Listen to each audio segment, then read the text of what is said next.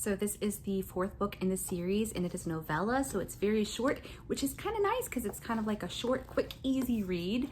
And I'm gonna say that this is not my favorite in this series, but it's one that you definitely have to read going forward to the next book. It really gives you some insight on some in-between things between books, and it's kind of a nice little break. It kind of made me feel cozy.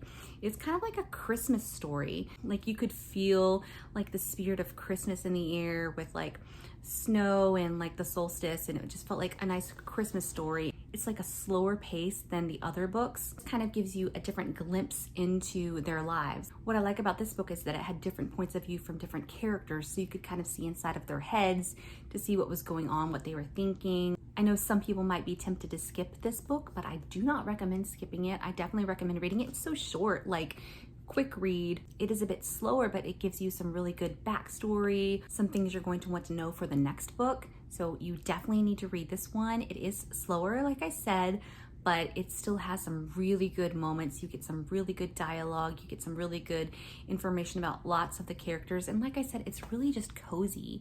It really just made me feel cozy. It made me feel like I wanted to snuggle up on my couch with my fireplace on and read this book in a day. So short. And it felt more like I was just kind of hanging out with the characters on their day-to-day versus like on some big quest with them, if that makes sense. I got the paperback. It's really pretty. I love the way it looks. Not my favorite book in the series, but definitely necessary to read. So I do recommend it. It was just like a cozy read. That's the only way I can describe it, is a cozy read, and you must read it if you are a fan of the series.